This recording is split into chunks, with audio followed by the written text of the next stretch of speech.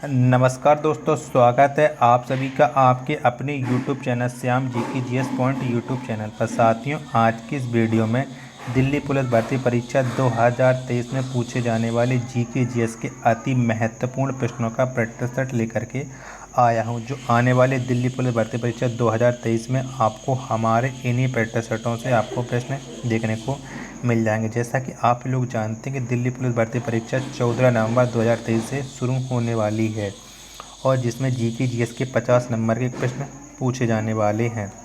तो सभी अभ्यर्थियों का टारगेट है कि इन 50 प्रश्नों में से कम वो 40 से 45 स्कोर करके आए। उन्हीं 40 से 45 स्कोर आपको कराने के लिए आप लगातार जीके जीएस के प्रैक्टिस सेट करते रहिएगा, क्योंकि प्रैक्टिस सेट ही एक ऐसा जरिया है जिससे आपको पता चल पाता है कि आपकी तैयारी कैसी चल रही है और आप कितने पानी में हैं। तो आज के प्रैक्टिस सेट को पूरा करिएगा। प्रैक्टिस सेट को पूरा करने के बाद आपको अपना स्कोर कमेंट बॉक्स में शेयर करना और बताना है कि आपने हमारे इस प्रैक्टिस सेट में कितने प्रश्न जो सही किए और ये प्रैक्टिस सेट आपको कैसा लगा। प्रैक्टिस सेट पसंद आए तो वीडियो को आप लाइक कर देना। चैनल को आपने अभी तक सब्सक्राइब नहीं किया तो चैनल को आप ज़रूर सब्सक्राइब कर लीजिएगा और इस प्रैक्टिस सेट को आप अपने सभी दोस्तों के पास शेयर कर देना जो भी दिल्ली पुलिस भर्ती परीक्षा 2023 की तैयारी कर रहा है। तो इन्हीं सब बातों को ध्यान में रखते हुए शुरू करते हैं आज का अपना जीके जीएस के अति महत्वपूर्ण प्रश्नों का प्रैक्टिस सेट नंबर 11। तो पहला प्रश्न है आपके सामने कि गैस का दाब मापने के लिए किस यंत्र का प्रयोग किया जाता है। तो कौन से यंत्र का प्रयोग किया जाता है गैस का दाब मापने के लिए? तो ये किया जाता है मैनोमीटर का। किसका? मैनोमीटर का प्रयोग किया जाता है गैस का दाब मापने के लिए। ऑप्शन नंबर सी इसका राइट आंसर हो जाएगा।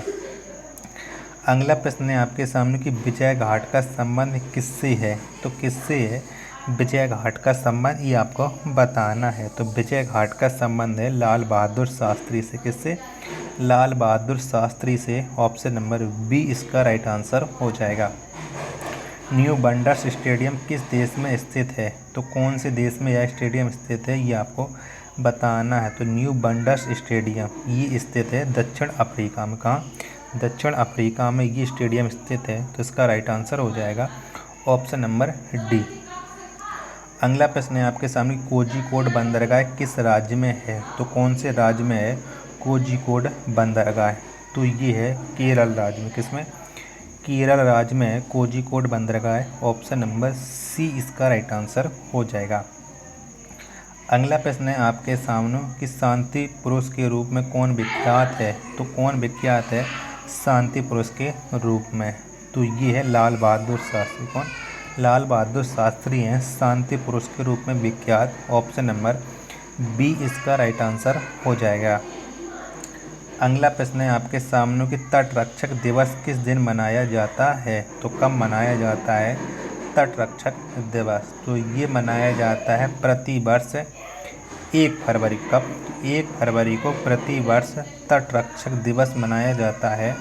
ऑप्शन नंबर डी इसका राइट आंसर हो जाएगा। बद्रीनाथ किस नदी के किनारे स्थित है? तो कौन सी नदी के किनारे स्थित है बद्रीनाथ, ये आपको बताना है। तो बद्रीनाथ स्थित है अलकनंदा नदी के किनारे। किसके? अलकनंदा नदी के किनारे। ऑप्शन नंबर ए इसका राइट आंसर हो जाएगा। अगला प्रश्न है आपके सामने कि डेनमार्क देश की संसद का नाम क्या है। तो डेनमार्क की संसद का नाम क्या है, ये आपको बताना है। तो इस देश की संसद का नाम है फोल्केटिंग। क्या? फोल्केटिंग है डेनमार्क की संसद का नाम। ऑप्शन नंबर डी इसका राइट आंसर हो जाएगा। ज्वालामुखी मंदिर किस राज्य में स्थित है? तो कौन से राज्य में स्थित है ज्वालामुखी मंदिर, ये आपको बताना है। तो ये स्थित है हिमाचल प्रदेश में। ऑप्शन नंबर ए इसका राइट आंसर हो जाएगा। अगला प्रश्न है आपके सामने कि डूबते सूर्य का देश किसे कहा जाता है। तो किसको कहा जाता है डूबते हुए सूर्य का देश? तो ये कहा जाता है ब्रिटेन को। किसे? ब्रिटेन को डूबते सूर्य का देश कहा जाता है। ऑप्शन नंबर बी इसका राइट आंसर हो जाएगा। संगमरमर की भूमि किसे कहा जाता है? तो किसको कहा जाता है संगमरमर की भूमि? तो ये कहा जाता है इटली को। किसे? इटली को कहा जाता है। ऑप्शन नंबर सी इसका राइट आंसर हो जाएगा। अगला प्रश्न है आपके सामने कि दक्षिण का कश्मीर किसे कहा जाता है? तो किसको कहा जाता है दक्षिण का कश्मीर, तो ये कहा जाता है केरल को। किसी केरल को कहा जाता है दक्षिण का कश्मीर। ऑप्शन नंबर ए इसका राइट आंसर हो जाएगा। अगला प्रश्न है आपके सामने कि नेचुरल हिस्ट्री पुस्तक के लेखक कौन हैं, तो कौन है इस पुस्तक के लेखक? तो इस पुस्तक के लेखक है प्लिनी। कौन? प्लिनी है नेचुरल हिस्ट्री पुस्तक के लेखक। ऑप्शन नंबर सी इसका राइट आंसर हो जाएगा। अगला प्रश्न है आपके सामने कि लोक नृत्य कुट्टियम का संबंध किस राज्य से है, तो कौन से राज्य से है लोक नृत्य कुट्टियम का संबंध? तो इसका संबंध है केरल राज्य से। ऑप्शन नंबर डी इसका राइट आंसर हो जाएगा। प्रेस ट्रस्ट ऑफ इंडिया की स्थापना कब हुई, तो कब हुई थी प्रेस ट्रस्ट ऑफ इंडिया की स्थापना? ये आपको बताना है। तो इसकी स्थापना हुई थी 27 अगस्त 1947 को। कब? 27 अगस्त 1947 को प्रेस ट्रस्ट ऑफ इंडिया की स्थापना। ऑप्शन नंबर बी इसका राइट आंसर हो जाएगा। अगला प्रश्न है आपके सामने कि सीमेंट उद्योग में भारत का अग्रणी राज्य कौन है, तो कौन सा है सीमेंट उत्पादन में भारत का अग्रणी राज्य यानी प्रथम राज्य? तो वो राज्य है राजस्थान। कौन सा? राजस्थान है। ऑप्शन नंबर ए इसका राइट आंसर हो जाएगा। चाचरी कहाँ का मुख्य लोक नृत्य है, तो कौन से राज्य का ये मुख्य लोक नृत्य है चाचरी? तो ये है उत्तर प्रदेश का। किसका? उत्तर प्रदेश का मुख्य लोक नृत्य है चाचरी। ऑप्शन नंबर बी इसका राइट आंसर हो जाएगा। लक्षद्वीप में कुल कितने द्वीप हैं, तो कुल कितने द्वीप हैं लक्षद्वीप में? तो इसमें टोटल हैं 36 द्वीप। कितने? 36 द्वीप हैं। ऑप्शन नंबर डी इसका राइट आंसर हो जाएगा। सूती वस्त्र उद्योग की राजधानी किसे कहा जाता है, तो किसको कहा जाता है सूती वस्त्र उद्योग की राजधानी? तो ये कहा जाता है मुंबई को। किसे? मुंबई को कहा जाता है सूती वस्त्र उद्योग की राजधानी। ऑप्शन नंबर बी इसका राइट आंसर हो जाएगा। समुद्रपुत्र के रूप में कौन विख्यात है, तो कौन विख्यात है समुद्रपुत्र के रूप में? तो लक्षद्वीप। लक्षद्वीप विख्यात है समुद्रपुत्र के रूप में। ऑप्शन नंबर ए इसका राइट आंसर हो जाएगा। अगला प्रश्न है आपके सामने कि भारत में सरकारी क्षेत्र का पहला उर्वरक कारखाना सिंदरी में किस वर्ष स्थापित हुआ था? तो कब स्थापित हुआ था सिंदरी में ये कारखाना, ये आपको बताना है। तो पहला उर्वरक कारखाना सिंदरी में स्थापित हुआ था 1951 में। ऑप्शन नंबर बी इसका राइट आंसर हो जाएगा। किस गैस की उपस्थिति के कारण वरुण ग्रह हरा रंग का दिखाई देता है? तो कौन सी गैस की उपस्थिति के कारण वरुण हरा दिखाई देता है? तो ये देता है मीथेन की उपस्थिति के कारण। किसके? मीथेन की उपस्थिति के कारण। ऑप्शन नंबर बी इसका राइट आंसर हो जाएगा। देश का प्रथम कृषि विश्वविद्यालय किस वर्ष स्थापित किया गया? तो कब स्थापित किया गया था देश का प्रथम कृषि विश्वविद्यालय? तो ये स्थापित किया गया था 1960 में। कब? 1960 में देश का प्रथम कृषि विश्वविद्यालय स्थापित किया गया था। ऑप्शन नंबर सी इसका राइट आंसर हो जाएगा। अगला प्रश्न है आपके सामने कि डमडमा झील किस राज्य में स्थित है? तो कौन से राज्य में है डमडमा झील, ये आपको बताना है। तो कौन से राज्य में है?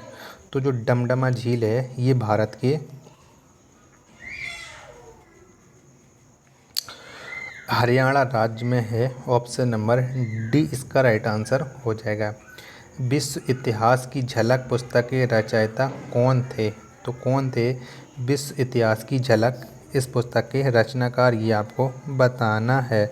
तो इसके रचनाकार थे जवाहरलाल नेहरू। कौन? Pandit Jawaharlal Nehru. Option number B इसका राइट आंसर हो जाएगा। भारत के सर्वाधिक राज्यों को स्पर्श करने वाला राज्य कौन है? तो कौन सा है वो राज्य जो सबसे ज़्यादा राज्यों को स्पर्श करता है? तो वो राज्य उत्तर प्रदेश। कौन था? उत्तर प्रदेश है। ऑप्शन नंबर ए इसका राइट आंसर हो जाएगा। भारत की प्रसिद्ध हिल स्टेशन ऊटी कहाँ पर स्थित है? तो कहाँ पर है ऊटी, ये आपको बताना है। तो ये है नीलगिरी की पहाड़ी में। कहाँ? नीलगिरी की पहाड़ी में। ऑप्शन नंबर बी इसका राइट आंसर हो जाएगा।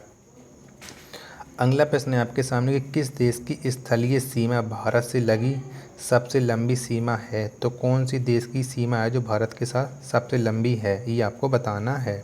तो ये है बांग्लादेश। किसकी? बांग्लादेश की है। ऑप्शन नंबर सी इसका राइट आंसर हो जाएगा।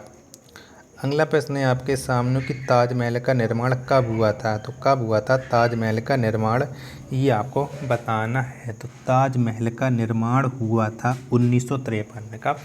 1953 में। ऑप्शन नंबर सी इसका राइट आंसर हो जाएगा।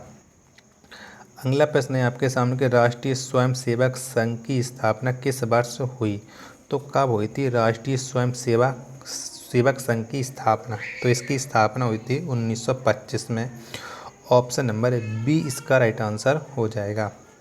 1520 ईस्वी में किस पुर्तगाली यात्री ने जल मार्ग से संपूर्ण पृथ्वी का एक चक्कर लगाया था। तो कौन से वो यात्री था पुर्तगाली का जिसने संपूर्ण पृथ्वी का चक्कर लगाया था। तो वो यात्री था मैगलन। कौन? मैगलन ने लगाया था। ऑप्शन नंबर ए इसका राइट आंसर हो जाएगा।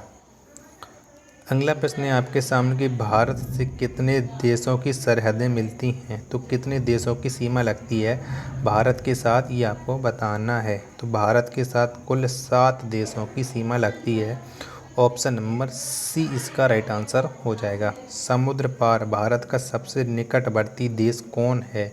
तो कौन सा है समुद्र पार भारत का सबसे निकटवर्ती देश? तो वो देश है श्रीलंका। कौन सा है? श्रीलंका है। ऑप्शन नंबर डी इसका राइट आंसर हो जाएगा। अगला प्रश्न है आपके सामने कि भारत में तंबाकू सर्वप्रथम कब लाई गई थी। तो कब लाई गई थी भारत में तंबाकू सर्वप्रथम? तो ये लाई गई थी 1508 में। कब? 1508 में भारत में तंबाकू लाई गई थी। ऑप्शन नंबर बी इसका राइट आंसर हो जाएगा। अगला प्रश्न है आपके सामने कि पृथ्वी का अंतिम स्वर्ग वाली द्वीप किसे कहा जाता है। तो किसको कहा जाता है पृथ्वी का अंतिम स्वर्ग वाली द्वीप? तो ये कहा जाता है इंडोनेशिया को। ऑप्शन नंबर ए इसका राइट आंसर हो जाएगा। अगला प्रश्न है आपके सामने कि एलिफेंटा दर्रा कहाँ स्थित है। तो कहाँ पर स्थित है एलिफेंटा का दर्रा, ये आपको बताना है। तो ये है श्रीलंका में। कहाँ? श्रीलंका में है एलिफेंटा का दर्रा। ऑप्शन नंबर डी इसका राइट आंसर हो जाएगा। नेक्स्ट प्रश्न है आपके सामने कि प्रौढ़ शिक्षा का कार्यक्रम कब प्रारंभ हुआ था। तो कब प्रारंभ हुआ था प्रौढ़ शिक्षा का कार्यक्रम? तो ये कार्यक्रम प्रारंभ हुआ था 1979 में। ऑप्शन नंबर सी इसका राइट आंसर हो जाएगा। अगला प्रश्न है आपके सामने कि स्पेन देश की संसद का नाम क्या है। तो क्या है स्पेन की संसद का नाम? तो इसकी संसद का नाम है कोर्टस। क्या? कोर्टस है स्पेन की संसद का नाम। ऑप्शन नंबर बी इसका राइट आंसर हो जाएगा। प्रथम विश्व कप उपविजेता देश कौन था?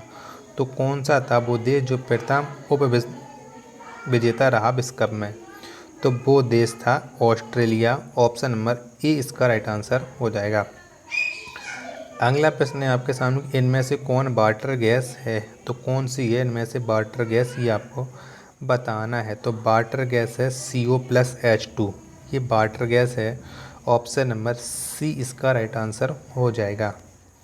अगला प्रश्न है आपके सामने कि गांधी सदन कहाँ स्थित है। तो कहाँ पर स्थित है गांधी सदन? तो ये स्थित है नई दिल्ली में। कहाँ? नई दिल्ली में है गांधी सदन। ऑप्शन नंबर ए इसका राइट आंसर हो जाएगा। और लास्ट प्रश्न है आज के इस प्रैक्टिस सेट का, गरीबों का मेवा किसे कहा जाता है। तो किसको कहा जाता है गरीबों का मेवा? तो ये कहा जाता है बेर को। किसे? बेर को गरीबों का मेवा कहा जाता है। ऑप्शन नंबर सी इसका राइट आंसर हो जाएगा। तो अब आप बताइए आपको ये प्रैक्टिस सेट कैसा लगा। प्रैक्टिस सेट पसंद आया हो तो वीडियो को आप लाइक कर देना। चैनल को आपने अभी तक सब्सक्राइब नहीं किया हो तो चैनल को आप जरूर सब्सक्राइब कर लीजिएगा। मिलते हैं अपन नेक्स्ट वीडियो तथा नेक्स्ट प्रैक्टिस सेट में। तब तक के लिए धन्यवाद। जय हिंद मेरे प्यारे साथियों।